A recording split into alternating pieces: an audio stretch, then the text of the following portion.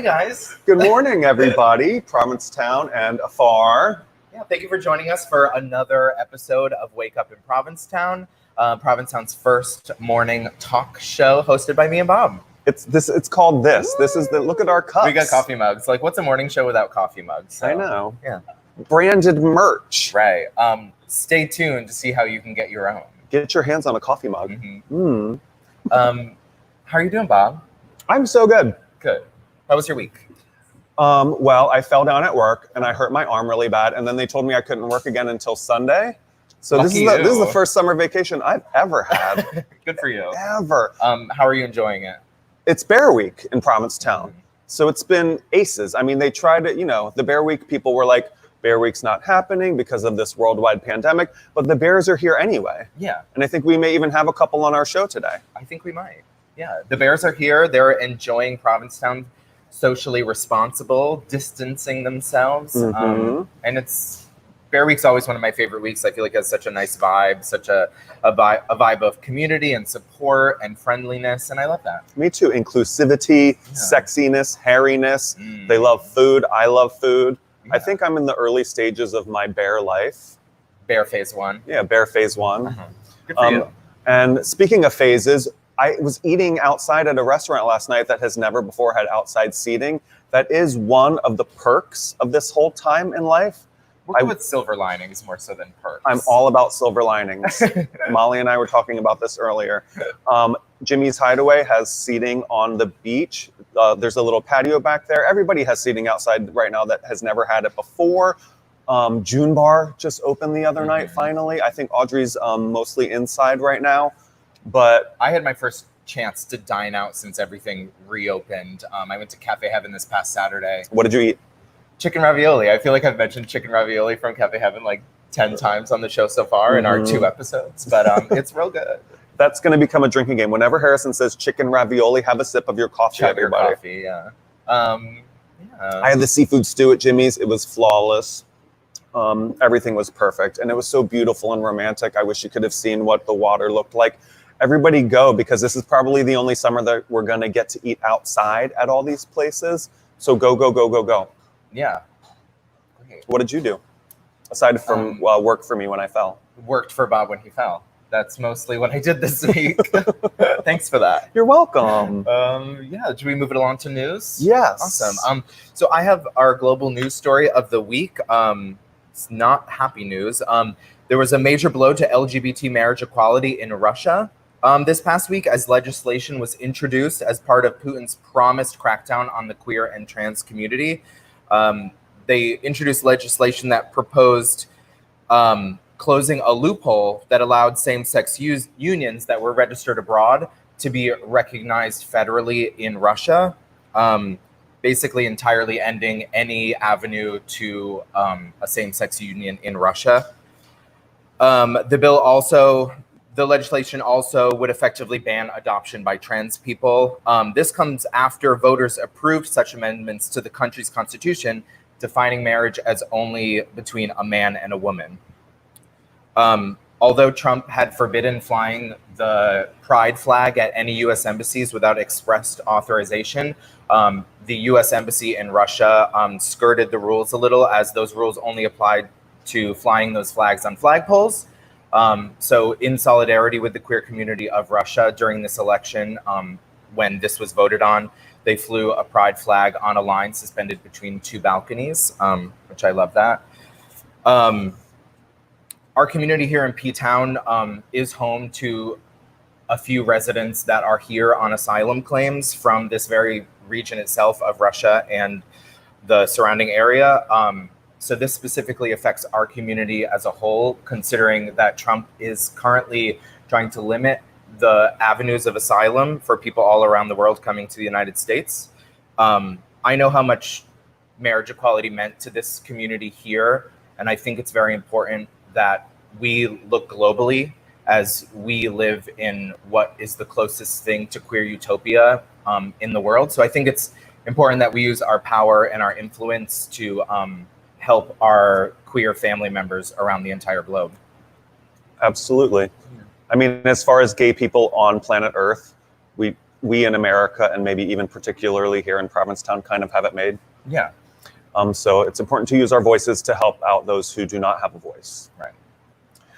In some more cheerful local news, the Provincetown International Film Festival, which is usually the cornerstone of June entertainment in town and would have been held a couple of weeks ago, had to be canceled. But then in a stroke of cinematic genius, somebody, I don't know who, was like, let's just put it all online and let's throw things at the Wellfleet Drive-In. And so it started last night. That's exciting. The film festival is this weekend. It's happening right now. If you go to provincetownfilm.org, you can stream movies. There are a couple of brand new festival films there that I really want to see. Artist Misha Richter, he's a local boy. It's his directorial debut. It's a documentary called I Am a Town, and it's all about the Provincetown that we know and love and maybe don't know. Full of interviews with lots of local characters. It actually was the movie that premiered the festival last night. Oh, awesome. There's also another movie that I'm super stoked about called Stage Mother. And it's about Sounds right up Bob's alley. A Texas choir director, super conservative woman, whose son dies. And so she inherits his drag club in San Francisco. And she moves to San Francisco to save the club. I love that. Doesn't that sound fun? That sounds really fun. And it stars Academy Award nominee Jackie Weaver. Jackie Beat, the drag legend, is in it. Lucy Liu is in it. Those are the two movies I'm most excited to see. And also tonight at the Wellfleet Drive-In, John Waters, local legend and filmmaker, is hosting a double feature there of Kitten with a Whip, starring Anne Margaret and John Forsythe, and Janet Leigh's Night of the Lepus. Don't ask me what those movies are about. We'll catch them this weekend. But if you go to the drive-in tonight at around 8, the movie started at 8:20. I think he's there hosting it live. I think that's going to be really fun tonight. Really exciting. So he zips by me on his bike, and I just catch the glimmer of his mustache, and I always want to bother him, but I choose not to. Bother him. We're going to try to get him on this show at some point. Okay. John Waters, if you're watching. I'll bother him live and in person here at some point. I think he likes that most. Perfect. So, do you want to rant a little?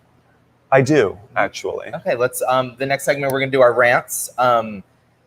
In contrast to our bright, bubbly morning personalities, we figured we'd give ourselves a little moment to rant a little about things that we want to rant about. So take it away, Bob. You got 30 seconds. 30 seconds. I hereby file a motion, effective immediately, to ban and cancel any menu of a restaurant in New England that claims to be making Maryland-style crab cakes. It's bullshit. It isn't, it wasn't, and it ain't never gonna be a Maryland-style crab cake. I was born in Baltimore, I was raised in Delaware, I know from crab cakes. And listen, you guys, I love it up here. I moved to Massachusetts in 2003. You can possibly make a really wonderful crab cake up here. Just don't call it a Maryland-style crab cake, because it's not. Is that 30 seconds? Yeah, Bob's passionate about crabs. My rants of the week, a lot of people who know me know I'm very interested in skincare. So I get a lot of questions about specific ailments, like, oh, what can I do for these wrinkles? What can I do for these dark spots? What can I do for this? And everyone wants some like miracle serum. But like my rant this week is wear sunscreen. Sunscreen is kind of the coverall for any skin thing. And obviously it's important for like the health of your skin specifically. Think of your aging skin as a boat taking on water, and all of those little ingredients that help are basically you taking a cup of water and bailing out some water, where sunscreen's plugging the hole. So wear your sunscreen. Yeah, plug in your holes. Oh, jeez. So wear sunscreen. Let's take it away to Miss Molly, bring up the mood a little since we were nasty to Maryland crab cakes. You know you make me wanna. What?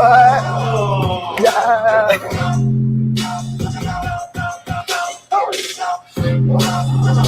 Right.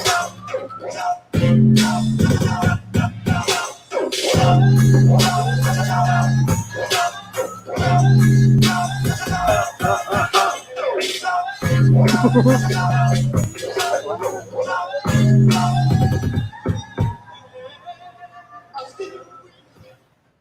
you so Thank you, much, Molly. Miss Molly. It Miss works every Molly, time. Miss Molly is our house DJ. She's here with us every week. So happy to have her. She's always bringing the beats. Love it. Our next segment is Weather and Tides. This one is sponsored by P-Town Bikes. P-Town Bikes is always there for your needs for bike rentals, bike sales, your equipment. So stop by and see Bill and Jeff from 10 to 5 daily if you want to rent a bike for the day, the week, while you're visiting. Helmets, locks. Yeah. You can buy bikes there. That's where I get my bike every time I need a new bike. Yeah, P-Town Bikes is the place to go. This weekend is looking a touch gray. This morning started out a little rainy and gray, but the rain is probably going to end around 2 o'clock. It might stay a little gray, so today is a really great day to check out some of the film festival. You can stay inside and see all of that online. It's a great day to patronize all of the local businesses and restaurants that are open.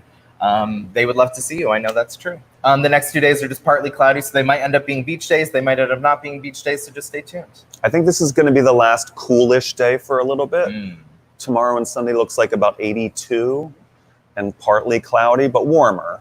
I mean, I'm wearing jeans in here. I refuse. I won't be wearing pants. No? Yesterday it was like long sleeves and jeans in the middle of July. I'm like, what the heck is going on out here? That's true. It was a little chilly yesterday. But the weekend's going to heat up, so get your Speedo ready. And now for your local tide chart. The tides this week are really interesting because high tide is going to be happening in the late evening for most of the week, which means at your prime dinner hours, the water is going to be approaching and being at its highest around 7, 8, or 9 all week. It's a great time to sit at a waterside restaurant. I know a lot of them are open right now. Sal's just reopened with some waterside seating. And if you look at your low tides for the week, those are happening in the late afternoon. And this is where a lot of people who go boating, I think, don't pay attention to the tides. If you've ever seen a boat beached and stranded on the sand, that person didn't look to see when low tide was. So for those of you novice boaters out there, these are when your low tides are this week. So plan your excursions accordingly so you don't get beached. And if it's on the low tide late afternoon, it'll be an easy walk back from Boy Beach through the marshes. You can also go for a walk on the flats by the P-Town Inn and the Red Inn. That's one of my favorite things to do in town. It's extra beautiful. Now's probably a good time to ask everybody to like and follow our YouTube channel. Hopefully you're watching this show on YouTube right now and enjoying it. Yeah, please like and subscribe. We'd be incredibly grateful. Thanks. Next we have local character. Who do we have for local character this week, Bob? Our local character segment is sponsored by Victor's, which is located at 175 Bradford Extension Street. Victor's is open every day but Tuesday. They've got happy hour from 3 to 5 and dinner from 5 until 9:30. This segment is featuring local character and epic event producer Bryan Rafanelli. Yeah, it was such an honor to sit down and have a chat with him at his gorgeous home. Yeah, let's take it away. Hi guys, welcome to Wake Up in Provincetown's local character segment of the week. This week we are here with the incredible Bryan Rafanelli. He is the event planner to the stars. We are here at Firehouse Number 1, Bryan's residence, one of the most iconic locations in P-Town, right at the curve on Commercial Street. What's it like living in a firehouse? Well, look, I think the first thing that's so funny about living in a firehouse is everybody thinks there's a pole in the firehouse, and there isn't this kind of pole in the firehouse, right? So I'm always, and my mother, who I actually have all these firehouse antiques everywhere because my mother gives me all these fire hats and hoses, and she's like, I'm searching for a pole, and I'm like, Mom, there was never a pole. Right. What's so great is like people pass by every single day and they're like, was this a firehouse? And I'm like, yes, it was built in 1868, and the fire trucks used to back into the house, and there was only one story, and from what I hear is all the guys did here was party all the time. There weren't that many fires. So nothing's changed. Right, so nothing's changed. But honestly, I never imagined that I would live in this house that has its own soul, right, its own heart. And that's a great thing. I feel very lucky to protect it for now. Like, we get to see this place and make it vibrant and tell the stories of what's going on here. I love it. I really do. And you always have your golden retriever out on the patio. George Clooney, most beautiful golden retriever in the world. Right. He sits out front, and between the fire trucks and George Clooney, that's what my day is all about. Very cute. Very cute. And you recently released your first book this past September, A Great Party, Designing the Perfect Celebration. And speaking of perfect celebrations, the foreword is by Chelsea Clinton. You planned her perfect wedding in 2010. It was perfect, by It the way. was, yeah. It was really incredible. What was it like working with one of the most powerful families in the world? Look, actually, when people ask me what's my favorite event, I have to shift to that wedding, because think about what we're doing. A former American president, a Secretary of State actually was in office, and then Chelsea Clinton, their only daughter. It was mind-boggling. I pinched myself. I still pinch myself every day, but going through it, I kept on feeling like I was in some kind of weird dream. Like I couldn't believe it. It was really incredible experience. And with a party like that comes a lot of logistics, I'd imagine. Well, weddings come with a lot of Well, logistics, of course, right? but like times 10, I'd imagine. Yeah, I mean, when you think about think about the security. You had the Secret Service, you have diplomatic service for the secretary, and then actually Chelsea's protected as well. So that alone was dealing with all these entities, finding the perfect place that nobody knew about. Guests found out about that wedding the Tuesday before the wedding, like all the guests. Like we picked up the phone and like, hey, you're going to this place. This is where it's going to like be. That's the kind of military operation we got to run. I mean, I would love to do that again and again and again. Oh yeah, totally. That sounds Incredible. really. So I'm waiting for Sasha and Malia to get married. Now, and I've never met a bear. So within your book, you feature your own birthday party you threw right here in Provincetown at Town Hall. That's really cool. Well, I mean, honestly, I love P-Town. I've been coming here since the early 80s. I had my portrait painted here when I was 13 years old. My aunts and uncles would bring my brothers and sisters here to have our portraits painted. So to celebrate my 50th birthday at Town Hall on a day like today, in that beautiful renovated space, it was killer. It was like a rockin' party. And so every time I walk by Town Hall, I get to think about that. Right. I mean, Provincetown knows how to throw a party. You clearly know how to throw a party. You put those together, and wow, it must have been incredible. It was one for the history books, for sure. Of course. So, Bryan, over the years, you've brought so many really powerful political players right here to Provincetown to show them what our community values are and how this is a very politically active town. Who are some of the people you brought to town? So I brought, actually, Vice President Biden came here. He was campaigning for Obama. And we did a big event at the monument. And then we brought Hillary here twice. Second time was Cher. And then we also brought Pete Buttigieg here, which was like ridiculously dynamic. 1,000 people at Town Hall. No donation, no contribution, and people were all in the streets. And it was really, every single person said the same thing about coming to a real place with real people that cared about their community, cared about their country. And so the idea of being able to do that, it was like an elixir for me of like, I want to bring them here. I want to show them what real life is all about, what real people do every single day. And what an iconic matchup of like one of the first out men running for president to come to one of I'm going to say it, the queer capital of the world. You're right. The you know what his world's- real story is that he had been to town once before. He went to a Christian camp, and they camped out on Lawn Point. It was so wild. So he was sitting out on my little wharf out there and saying, I camped right out there. I thought it was the wildest story. That's so and cool. Never came into town, by the way. So And that was as a child? as a child, yeah. Okay. So I Teenager. imagine he had a slightly different experience than Yeah, that, very. as a person running for president. But what was the coolest thing? I mean, Pete walked down Commercial Street, said hello to everybody, and took selfies, blah blah blah. But there was a real connection of really understanding what this town was all about. He felt it. We sat back actually here on this porch and talked for 2 hours all about what this town was about and what we were doing. That's incredible. Yeah. What was like when you're standing in a room with Hillary Clinton and Cher? Like, I just imagine the energy in that room is palpable. Well, and there was 1,000 people in the crowd, and I'll never forget it of like looking over the bay, because we were up at the monument, and I was like, this just is outrageous. This idea of these two icons, adore Cher, but I'm madly in love with Hillary. Right. And actually bringing a friend, I did Chelsea's wedding, we're friends, so I do all the family's events, to bring her to this place that she wanted to come to, that it was so sweet. She's like, show me your house, show me your town.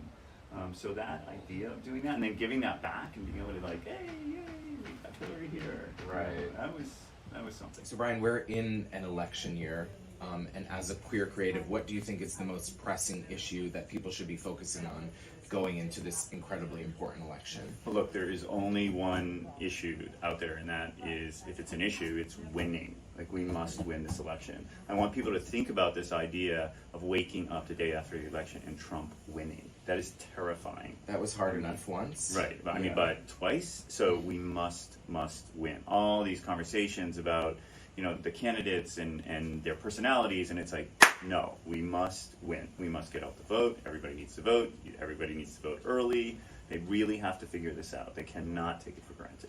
Thank you so much for joining me for a chat this lovely day. If you all are located in Provincetown, you can pick up A Great Party, Designing the Perfect Celebration by Bryan Rafanelli, right here in town at East End Books. And if you're not local, you can check out Bryan's Instagram. It's at Bryan Rafanelli for more details on where you can scoop up this amazing book.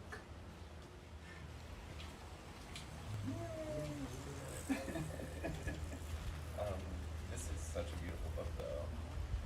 Yeah, I haven't seen a hard copy. I flipped through as much as I can. Never know a lot.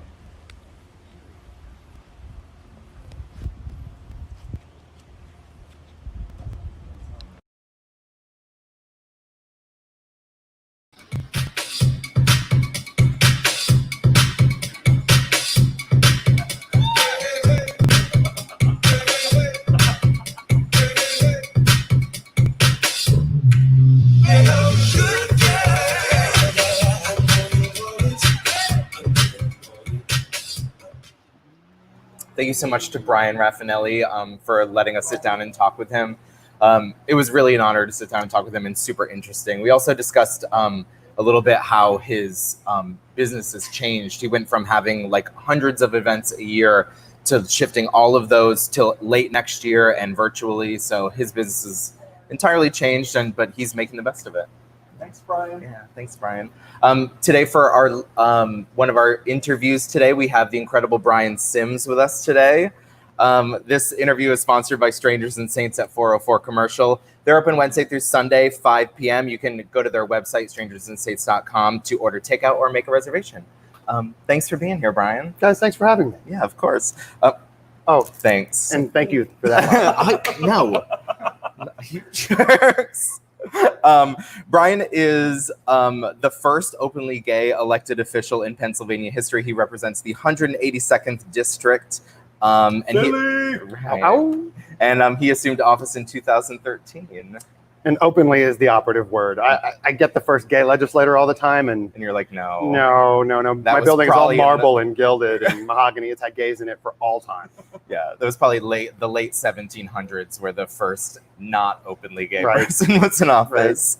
Right. Well, you're here in P-Town for the week for Bear Week. I am. Bear Week's your thing. I'm not here for. I'm here in P-Town because I have friends like you guys. I have friends that live here. This is a good place to sort of escape and spread out a little bit. Totally. I'm enjoying the sort of unofficial Bear Weekness of it all. Yeah. This is my first time in the Provincetown Brewing Company, and this place is fantastic. Yeah. We're here live at Provincetown Brewing Company. Thank you for hosting. Of course. So how did you discover Provincetown, and how long have you been coming here? Provincetown was sort of discovered for me. Mm-hmm. I started coming here in 2015. I was running for Congress, and I sort of got talked into doing an event here during Bear Week, and it felt really gratuitous to me because at the time I didn't really self-identify as a bear. I was just over 200 pounds with a beard, and so I had never been to Provincetown, and so I came up a couple of days before my event, and I was staying in Truro, and I was putting my staff in P-Town. And I did one day in town and called them all up, and I was like, I found an adorable place in this town called Trur something, and you're gonna stay there, and I'm gonna be in town. And I ran into a good friend of mine a couple of days later named David Mixner, and he had to leave on a Wednesday, and he grabbed a friend of his and was like, you should put Bryan in the room that I was in. And I've been coming back ever since. That's really exciting. We're happy to have you here. Happy to be here. I love this town. So you've been serving since 2013. We were wondering, what are your proudest accomplishments that you've made while serving Philadelphia and Pennsylvania? It's a complicated question, in part because I serve in a very anti-LGBTQ environment. Mm-hmm. I serve in the most gerrymandered state sort of left in the United States. And so the truth of the matter is I think most of my accomplishments are reminding the sort of the wicked leadership, political leadership of my state, that not only are LGBTQ people present throughout the whole state, that we are powerful, that we are loud, that we don't just deserve sort of our rights and protections, that we deserve to be treated with equality under a constitution that says that none of us will get treated differently because of somebody's faith or their sort of banged up interpretation of their faith, maybe. Totally. Do you feel like you face homophobia at work? There's been a few moments lately, right? You know, it's interesting because I'm able to recognize that a lot of the homophobia that I get, I can roll right off my back. I don't have to deal with it. I get everything from death threats to a lot of just sort of that sort of 15-year-old boy stupid homophobia. It doesn't matter when you stack it up against what transphobia looks like or what homophobia against youth looks like. So it's not a fair comparison to say that because I get a lot of homophobia, I know why I do. I'm a loud, proud, sort of stentorian homosexual, and I know that that's going to happen. The issues of what's happening in urban communities, the things that are happening with black and brown communities, the sort of the homophobia combined with racism, combined with classism, combined with sexism, those things are significantly more impactful than any homophobia I get. Right back at you. Something that's talked about a lot in the queer community as of late is how the queer community should respond to corporations using their profits to specifically discriminate against specifically the trans community or the queer community at large. How do you think the specific members of the queer community should respond to businesses that do that? It's a great question, and it's not something that I struggle with intellectually. Don't spend your fucking pink dollars on companies that want to spend them against us. And it seems really simple. It seems really basic. I'm going to give you money. You're going to do things with that money that will hurt me, my family, my neighbors, my loved ones. Absolutely not. And the mental gymnastics that somebody has to go through to think that it's okay because you're somehow participating in in an economy maybe that you like, or you're a member of a government maybe that you like, doesn't justify also being really stupid with your dollars. We know that when we spend our dollars appropriately, when we pool our dollars appropriately, we can see authentic support that translate into authentic policies. We also know that when we give our dollars to people that don't like us, that similarly, the things that they do with that money hurts us. We can, it's one thing around Pride Month to see somebody slap a rainbow on the side of their product, and we can talk about the efficacy of that for days. But if it's a company that's spending dollars to hurt us, you're being stupid with your money, and you may not care about how it comes back at you. You may have the privilege to not give a shit about that. But if you have that kind of privilege and you're not caring about the people around you, you're not a part of the community that I think I identify with. I agree. We know you're so happy and proud to represent the 182nd District of Pennsylvania, but do you have future plans to maybe represent more people from Pennsylvania? I don't. Or? Good for you. Nope, I don't. Right now I'm right where I belong, first and foremost. My state still doesn't have any statewide LGBTQ civil rights, and until that changes, until there are more LGBTQ voices there making that change, I'm right where I belong. But I also, not only do I have good representation in Philadelphia at the federal level, because of a gerrymandering case that our Supreme Court fixed a couple years ago, Pennsylvania just added 4 women to Congress, and those voices were desperately needed in a state like mine. Mm-hmm. What advice do you have for LGBTQ youth who want to pursue a future in public service like yourself? First, that we're unicorns. There are so many places in life where queer kids get told you're bad, you're wrong, you're not this, you're not that. Well, one of the things that we are is very good at making public policy. Public policy born of empathy, born of the experiences of marginalization, is better public policy. It's why women make such good legislators, why second generation immigrants make such good legislators. So if you're a young LGBTQ plus kid thinking, I might want to do that, first, know you're probably going to be very good at it. Secondly, you still have to learn how to do it. Volunteer on issue campaigns, volunteer for legislators that you like, but I implore everyone, stop looking for the perfect candidate and consider becoming that person. We know what a government built on white, straight, cis men looks like, and it did some things and it failed at so many other things, and rather than burn it to the ground, we have an opportunity to change it. We don't need a Bolshevik revolution in this country, we need a queer, black, brown immigrant revolution in this country, and it's happening right now. Well, thank you so much for all the great work you do, for representing our community so well in government. Thank you so much for being here. We hope to chat with you soon. Thank you guys. Thank you for having me. Gentlemen, Mr. Bryan Sims. Awesome. Next, for our live performance, we have a new member of the Provincetown community. She arrived in Provincetown a few weeks ago to be a part of a performance of a friend of hers, and she decided to stay because she loved the community so much. So we just wanted to take some time to introduce her to the Provincetown community. Let's give it up for Merlot.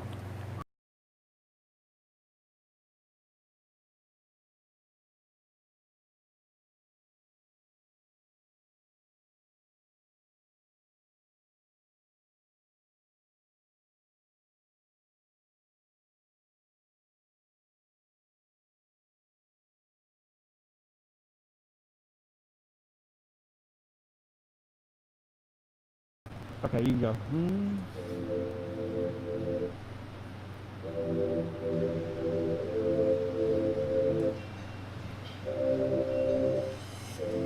Let's make a deal. There's only seconds left till back-end's all I got. You know it's real. The whole world's turning round, but you couldn't make it stop. Tell me what I gotta do. Tell me what to say. I would take the fall for you. I would take the blame. You've been running round my mind, running every day, day.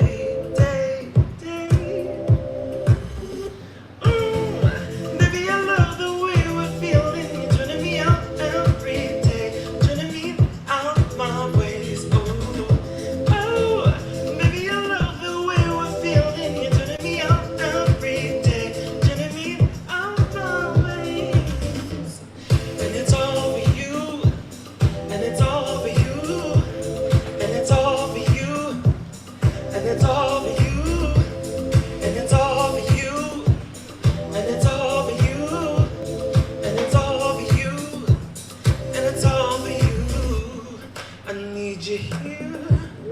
You're the only thing inside my atmosphere. It's crystal clear. Make a promise that you'll always keep me near. Tell me what I gotta do. Tell me what to say. I would take the fall for you. I would take the blame. You've been running round my mind, running every day. Oh, baby, I love the way we're feeling. You're turning me out every day, turning me out my ways. Oh, baby, I love the way we're feeling. You're turning me out every day, turning me out my ways. And it's all for you, and it's all for you, and it's all for you, and it's all for you, and it's all for you, and it's all for you, and it's all for you, and it's all for you. Tell me what I gotta do. Tell me what I gotta do. Ooh, I would take the fall for you, baby.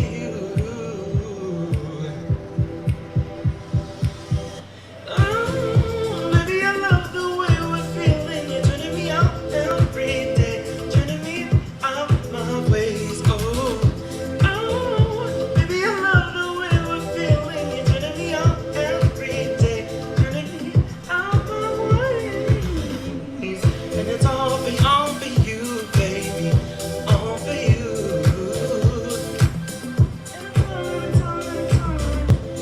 And it's all for you. And it's all for you, and it's all for you, and it's all for you.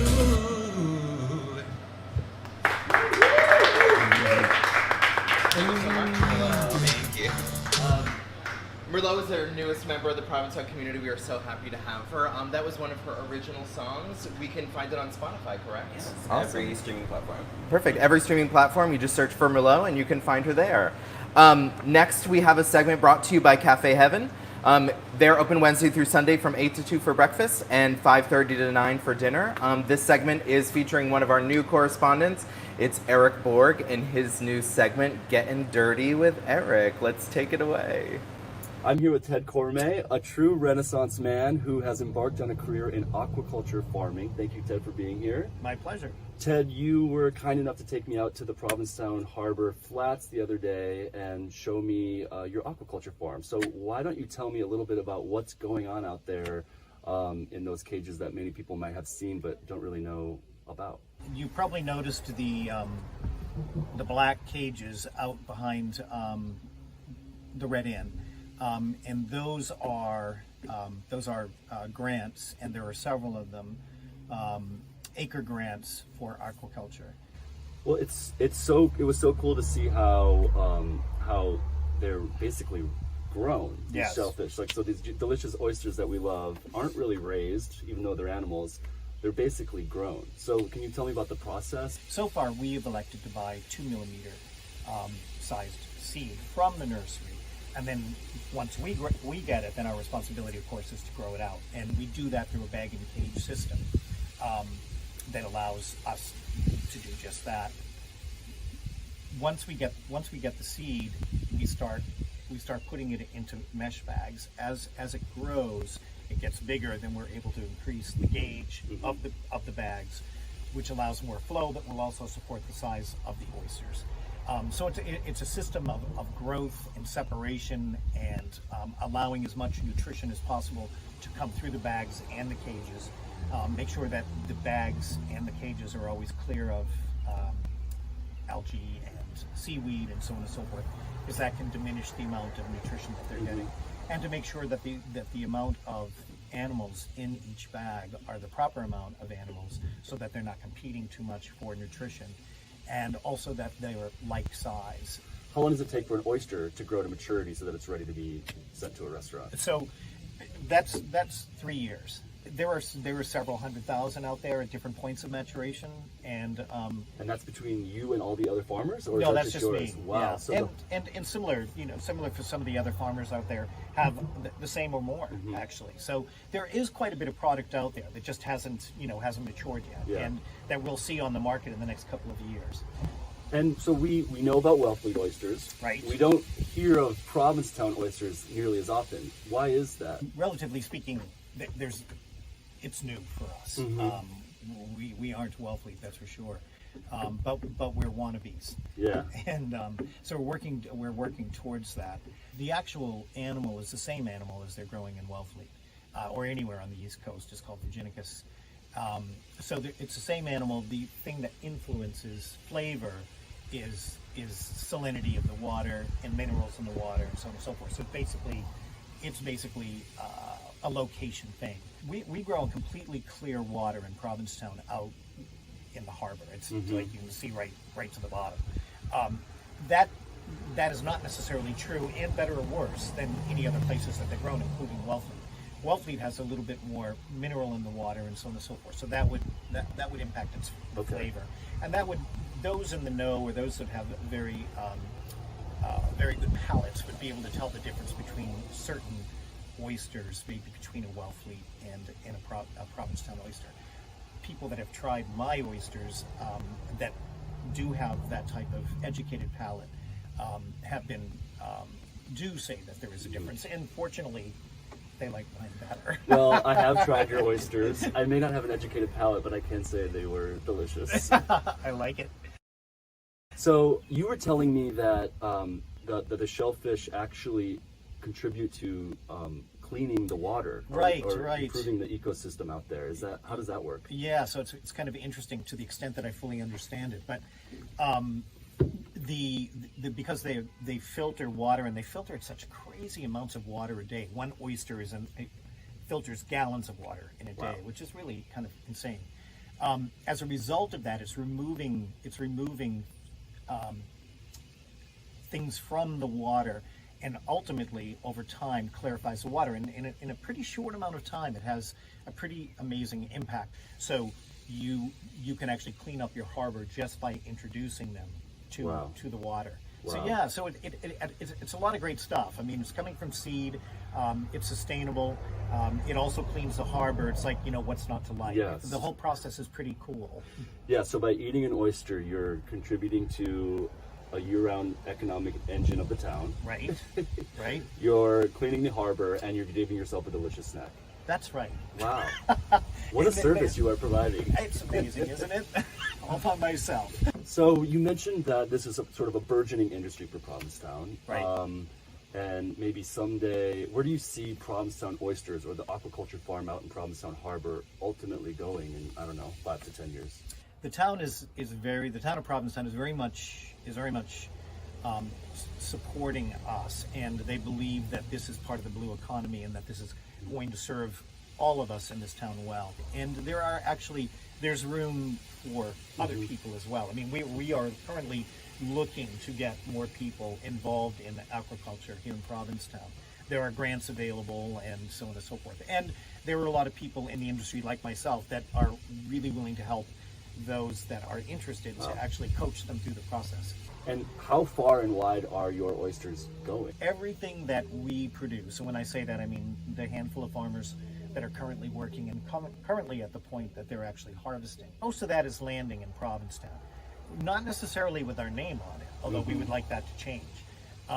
They'll say local, but they're not identifying it necessarily as Provincetown oysters, because logistically that's a little difficult for the wholesaler to do. But everyone that gets the Provincetown oysters, whether it's from my farm or the other farms that are out there, are very happy with the product. So we're hoping as we move down the road that product will actually end up being identified as a Provincetown oyster, and we'll have enough supply to make it worthwhile for them to actually take the time to identify it that way. Well, Ted, thank you so much for being pleasure. here and showing me how to shuck an oyster. And now eat one. Cheers to you and Provincetown oysters. Thank you. Delicious. Fantastic. And that was Getting Dirty with Erik Borg. Thank you, Erik. And Ted Cormay. Yeah. Lucky Ted for being able to get dirty with Erik, right? That was a beautiful day out there in the oyster flats. I hope everybody gets a chance to go out there. Up next, this talk with Donna Brazile is sponsored by the Red Inn at 15 Commercial Street. The Red Inn is open every day for happy hour from 2:30 to 5 and dinner from 5:30 to 10. It's actually where I met Donna. Welcome to the show. Thank you so much Where are for the being oysters? I want to get the oysters in the morning and some beer because I'm at a beer place. You know, Can I'm from somebody New get Orleans. Donna a beer? And when you say dirty, let's have some dirty rice. Let's have some etouffee, and we could do some lagniappe. You know what that is, right? A little What's something lagniappe? extra. No. I'm a New Orleans girl, baby. I know. I mean, this is the perfect weather for a Louisiana girl. You know, you got to cover up your head just so you don't absorb everything. So this is wonderful. I love P-Town. I've been coming here for several years, and of course, I have met so many amazing people, and just walking in this space gives me so much confidence that we're going to come together as a country. When I arrived here, it was after my friend Julie Goodrich and I took a drive down south. We took it at a time when, as you well know, there were protests all over the country following the murder of George Floyd. And for Julie, who's white, and myself to travel down that civil rights trail all the way down through Mississippi, where Julie has her friends and her family. She's from Mississippi. We were down there just as they were taking down the last emblem of the Confederate flag. And to return here and see Black Lives Matter, I mean, everywhere. This is so amazing. So thank you for having me. Of course, anytime. Donna, as everybody knows, is a contributor to Fox News right now. Thank you for making time to do this. Of course, Fox and Friends, don't get jealous. I have new friends, Fox and Friends. Yay, juicy. And also the first African-American woman to run a major presidential campaign. Yes, thank you. Right? Thank you. Yes. That was also the first presidential election that I voted in. Uh-oh, you trying to tell me your age? We should not be in this place, baby. Are you old enough to drink? I love you so much. But it was a shock to go through an election like that where you have all this hope and you're looking forward to an outcome that by the numbers would have worked in our favor. Right. But I want to talk to you a little bit about the Electoral College because it happened again. Correct. And is there anything that we can do about that? You know, the Electoral College is almost baked into our Constitution, and as you well know, our elections are decentralized in the United States of America.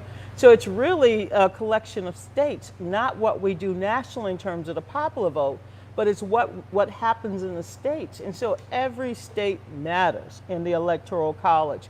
And I've experienced this dysfunction of the election, talk about dysfunctional. I've experienced it twice, both in 2000 as Al Gore's campaign manager, and then again in 2016 as the chair of the Democratic Party. Twice in my lifetime, the winner of the popular vote lost the Electoral College.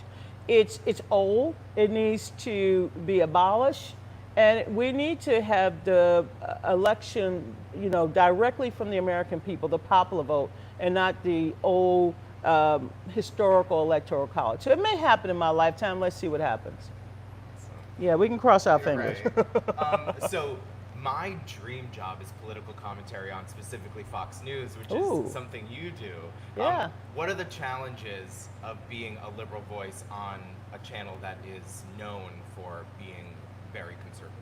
Well, first of all, it's a great honor to be a part of the network because I recognize that I am in the minority. And of course, all my life I've been in the minority, but I'm in a minority in a business where I believe all of our voices must be heard, and that the Fox audience, while they are very conservative, many of them are extremely respectful of listening to the other side. Now, there's no question that I get demonized, I get called all kinds of things, but my mother once said, it's not what they call you, it's what you answer to. And I don't answer to the hate, I don't answer to the vitriol, I don't answer to the smears, and of course, when the President of the United States, have you ever been tweeted by the President of the United States with 82 million followers? Let me just say, it is like being bitch slapped 82 million times. Oh I mean, I first of all, I started trending, and one night I said, Jesus Christ, and I was talking about the death toll due to the coronavirus, and I got just demonized for using the Lord's name in vain. And I'm like, wait a minute, I'm a Christian woman, okay? I can say Jesus, I can say Lord, but no, on Fox News, you cannot say it when you're talking about coronavirus. Now, this is not Fox News per se, it's some of the, let's just say, overly active, caffeinated fellow Americans, right? I mean, they're my citizens. They're us. Right. And I don't have look, I love combat. I mean, politics shouldn't always be combative, but you should be able to share your views, share your opinions without being bitch slapped. Mm-hmm. But when it happens, I do this. Hey. I'm like, that's all, right? Did you see the picture of you that we used for the promo this morning? No, I hope it was a beautiful We one. pulled it from your website, but it's you looking like, very like, Oh, I do eye roll. Sometimes I do my stoic look like. It's a good one. Some days I'm Viola. That's the one. That's it. Oh, I love this moment when you can just sit there and like look like, you know, because it's TV after all, right? And you're trying to come across to Mr. and Mrs. America, Joe and Jane America, whoever he, she, her, him may be, and you want to be respectful of the viewers. Right. At the same time, you want to get your point across. You said that as you arrived back into Provincetown after your trip south, that you saw the Black Lives Matter signs all around town, and we're so proud of that here in our community. What do you think the role of the queer community is in supporting Black Lives Matters in their movement? It's to understand the intersectionality of race and gender and sexuality, and to be present in the moment, to understand that what impacts one impacts all. To recognize the soul and the spirit of Black lives, Black queer lives. It is feeling the love and the embrace. I mean, I'm not saying that P-Town is perfect, but I'm saying being someone who walks the streets, you know, I will visit a bar. I will sit and have your oysters and your Gulf shrimp, and I will suck the juice out of you know what. If I feel so loved here. I feel respected, and for me, and Julie and Erik and all my neighbors can tell you, I let my hair down. I'm cool. If I can't hang out in the bar right now in the Marigny or in the French Quarter or the Warehouse District where I live in New Orleans, I want to be in P-Town. And I can tell you, I feel much younger when I'm here. I feel vibrant, and I just love the people here. I do. I mean, thank God I have friends who own property, because otherwise I'll be looking for some place to stay. You can always stay with me. Oh, baby, and you know what? I will make up my own bed. You don't have to clean up behind me. I'm one of them girls. I will clean up my own shit. You do your shit, I do my shit. We got our shit together. Thank you very much. And I'll make the eggs, and they'll be dirty eggs. Yes. We were just talking with Bryan Sims about the Democratic base and how young African American women between the ages of 18 and 45 make up the most progressive bloc of the base. How do we galvanize them and court them and make everybody come out to vote? Well, first of all, we need to hear from them. We can't ignore their voices. We cannot hide from the fact that they are the majority, and they soon will be the majority of voters. They're not just the base of the party, they're the future of the country. And they deserve to be heard. They deserve to be recognized. They deserve to have a place on the national ticket. So I have been a strong advocate of Vice President Biden putting a woman of color, in particular a black woman, on the ticket. I feel very strongly about that. I was there when Geraldine Ferraro was nominated. Of course, I've been there twice for Hillary Clinton. I saw Sarah Palin, on the Republican side. And why not a black woman? Why not appeal to women based on what we look like and who we are? And when it comes to civic engagement, black women are at the top of the list. We're not the largest demographic in American politics, but we're the most actively engaged. And if we take this responsibility, as we have over the last 2 decades, and we go to the polls, we will elect the president. And so we must engage them, we must give them a seat at the table, and it's time to hear their voices. I'm proud that Vice President Biden has appointed so many young black, he has staffers from all walks of life, but he has appointed so many young African American queer women as well in top leadership positions. And to me, that is gratifying. I remember the day back when I started, I was fighting for this. I wasn't given a seat. I had to bring in a folding chair. I was fighting for more people of color. I was fighting for openly gay and lesbian staffers. I was fighting to even get candidates to accept money from gay donors. Can you imagine? A dollar bill is green, and people were like, well, I don't know. I'm like, there's nothing purple on it. Trust me. And if it was purple, give it to me. I'll stuff it right here. But I remember when we fought for all of these things, and just in my lifetime, being in politics. And, when I worked on the Jackson campaign, people don't remember this, but Jesse Jackson was one of the first Democrats to hire openly gay lesbians and bisexuals, and everybody was like, wow. And I'm on a DNC Rules Committee when I said we have to put it in our platform. We have to put it. And back then it was like, well, don't you know this is going to scare the Catholic? I said, I'm Catholic. It ain't scaring me. I'm proposing it. Okay? So we've come far in this long march toward equality.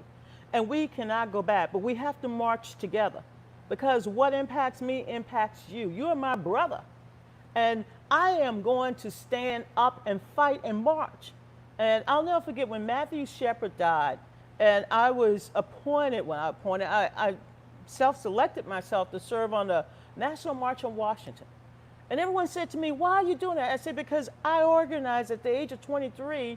Not only did I help to make Dr. King's birthday a holiday as a young activist, Mrs. King, appointed me to serve as a youth coordinator. Yeah, I was young back then.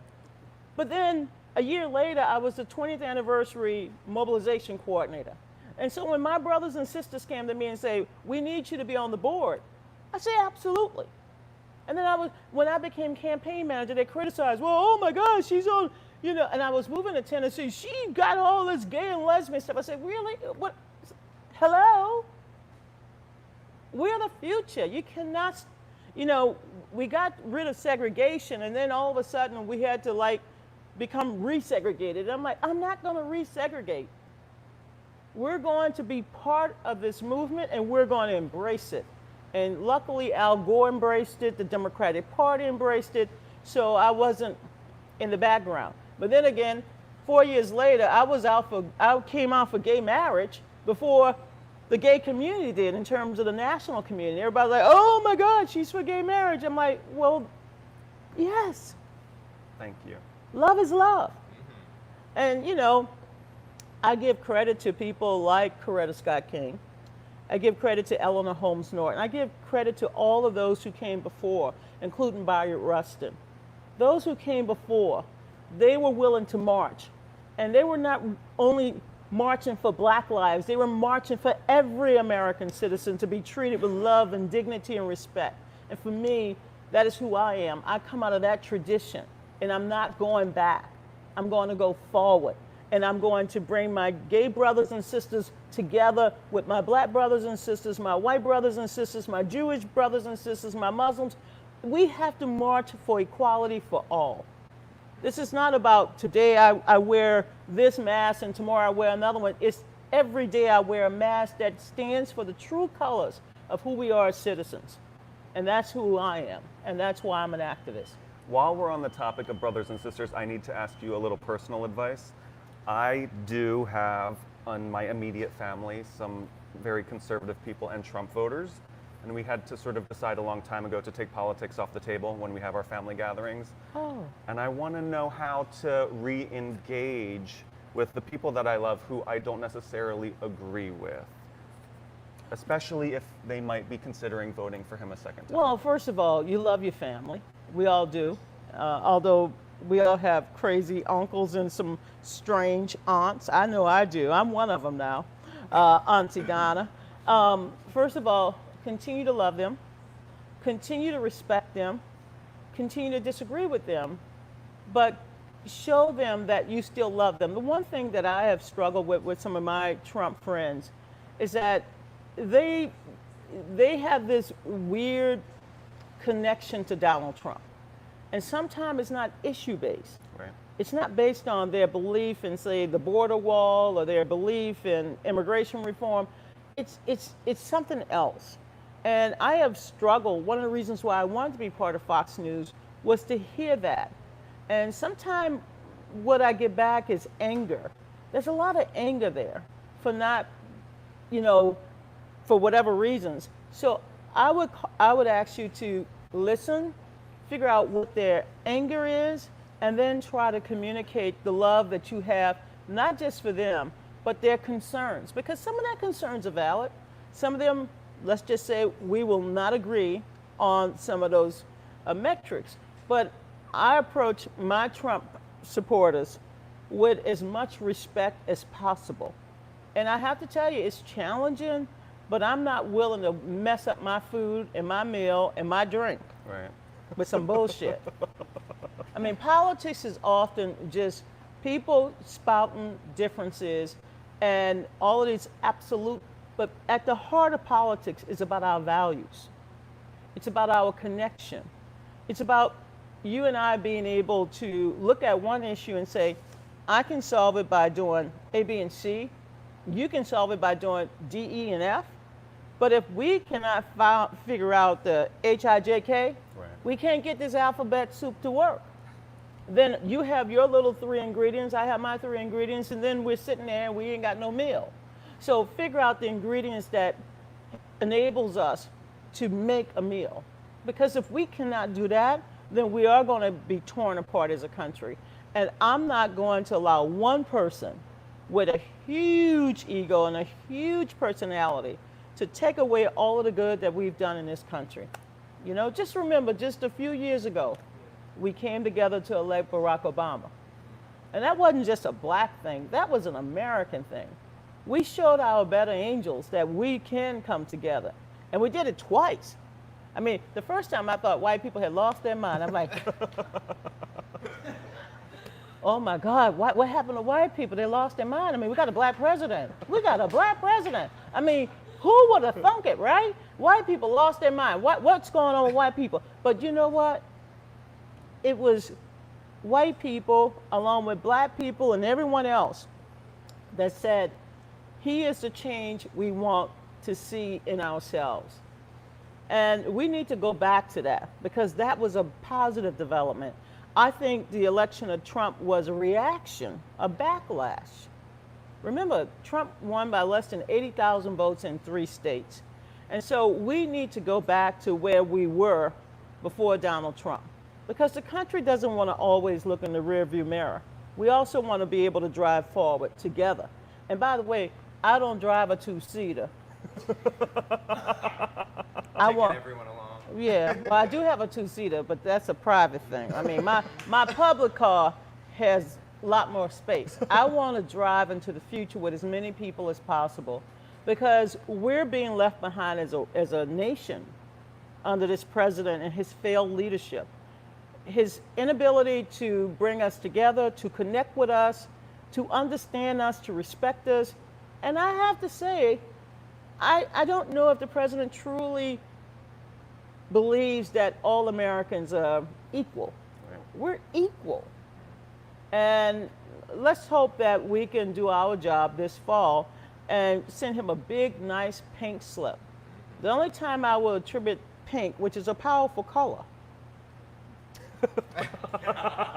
the only time I can attribute my color to him, just give him a pink slip.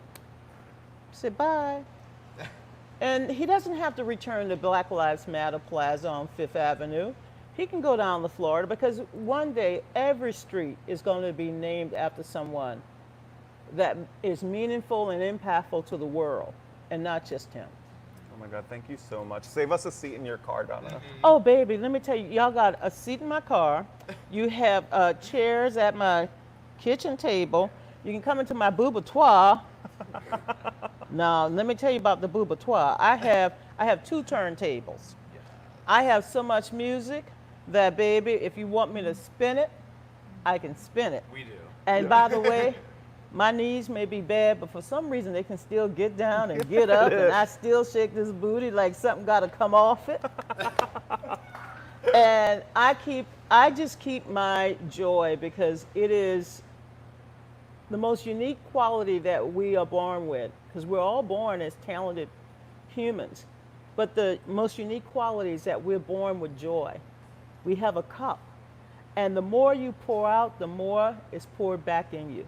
And so I am going to continue to bring you joy. How's that? That sounds perfect. All right. Thank you Thank so you. much Oh. for being here. I'll see you later with the oysters, Yes, baby. you will. And look, and the shrimp. That's our show, guys. Thank you so much for watching with us and for waking up in Provincetown wherever you are. Thank you to all of our sponsors, Miss Molly, Jonathan at Live from Provincetown, all of our guests, Bryan and Donna. Thank you guys so much. Thank We'll see you you. next week.